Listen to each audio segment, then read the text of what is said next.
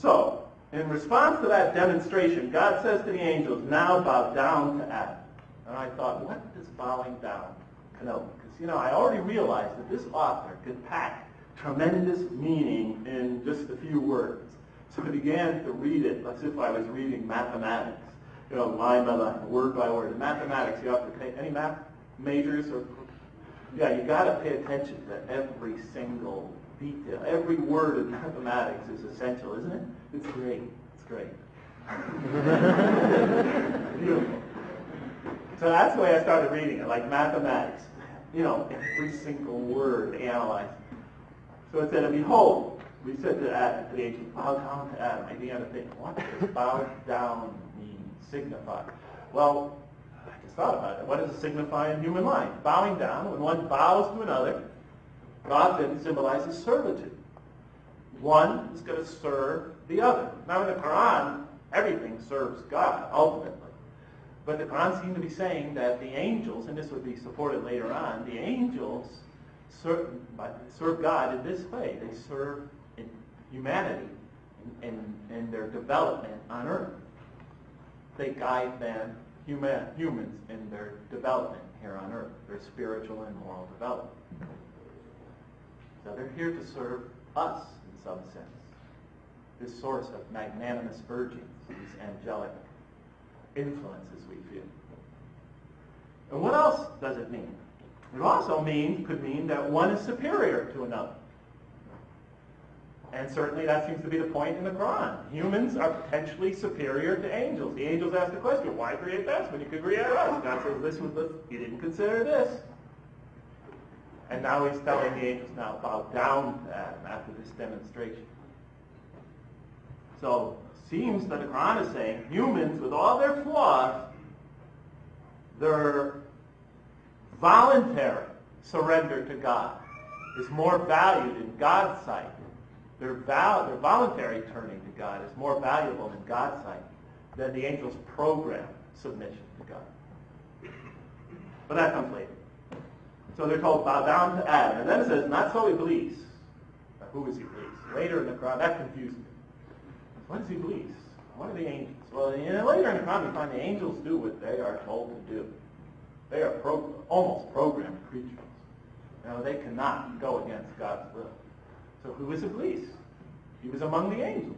Well, the Quran tells us he wasn't an angel. He was actually of the jinn, another unseen entity. But he's an unseen entity of a potentially rebellious nature. And it turns out that Iblis is the father of temptation. God introduces not just the angelic influences that we are exposed to, but the satanic influences as well. But source of temptation, but subliminal whisperings, as the Quran describes it, in our mind. And that's the sole role of Satan in the Quran.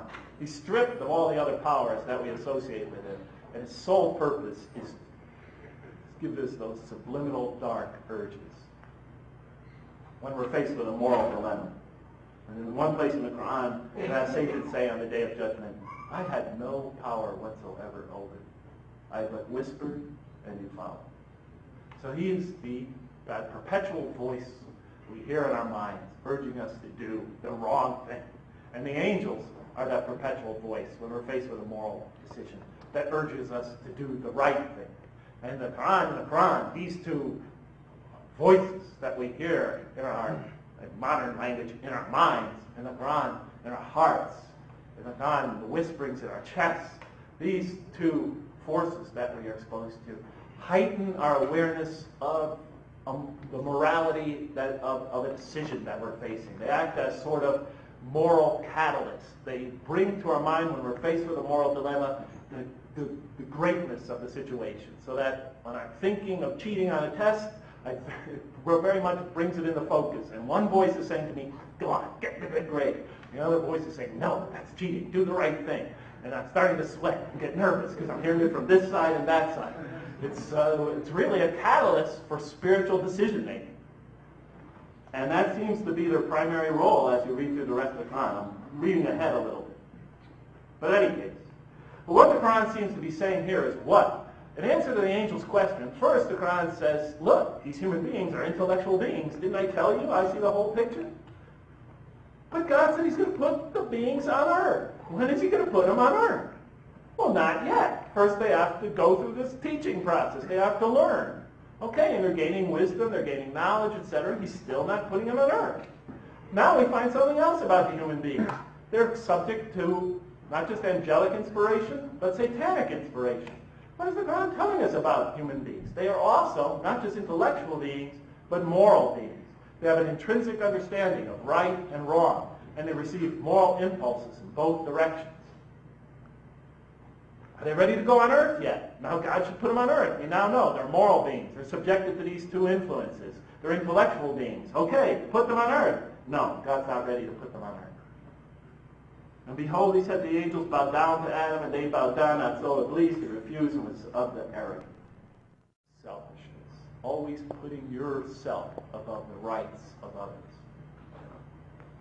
You feel the right to impinge on someone else's God-given rights. Because you're selfish or arrogant. In any case, but that's a peripheral. He was of those who reject faith. So we go to the next verse. And we said, O Adam, dwell you... I have other verses written down to support that one, but skip it. I want to stick with the story as it is. I'm trying to keep you close to my first reading. Is that okay? And then we said, O Adam, dwell you and your spouse in the garden, and eat freely thereof what you wish, but come not near this tree, for you will be among the wrongdoers. I read that verse and I thought, the Quran certainly has a penchant for understating things. You know, because this is the famous and fateful command. O Adam, dwell you and your spouse in the garden, and eat freely thereof what you wish, but come not near this tree, for you will be among the wrongdoers. What's wrong with that verse, I thought? Those of you who came from a background like mine, there's no sense of urgency. There's no tension in that verse. It was taken out. You know, the story I grew up with, which I thought was a magnificent story, I looked at all these things from a literary perspective. I'm sorry, I did. And I'm not putting it down. I think it's beautiful and powerful. But in the story I grew up with, God is threatened at the possibility that man may eat from the tree. But in this verse, he's as relaxed as can be. O Adam, you and your spouse dwell in the garden, eat freely thereof what you wish. But come not near, and it's like the tree is picked at random. Come not near, let's see, or you will be among the wrongdoers. I thought, does this author not understand the story? You know, because it's like, he's using the same things, but he's permuting the details and telling it another way and bringing up different critical changes. It's almost as if he's using it, this great, great story, a captivating story, as a vehicle for an original message. But no better story to capture the reader than this one. And make him see things he didn't see before.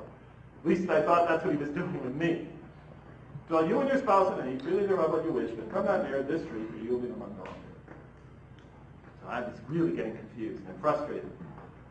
And then the next verse, but Satan caused them to slip and expelled them from the state in which they were.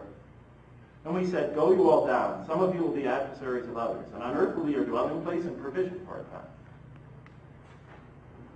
Slip? I thought Satan caused them to slip. I thought he really has a penchant for understating things. The greatest sin in the history of humanity, the very sin why we're all down here sentenced to life, the very sin by which we're all suffering and slogging, and the pain and divorce, and, you know, the misery of life. My life wasn't going well at that moment. My love life wasn't. But in any case, all that, the breakups, the agony, the pills, you know. Woe, agony is me. You know, all this, and he describes this thing, like I said, the AIDS, the conflicts, the violence, the wars, George Bush. He describes it as a slip. I just thought that was a mistranslation. I went to my Arab friends, Excuse me. I just want you to help me interpret this verse. They go, oh, dear.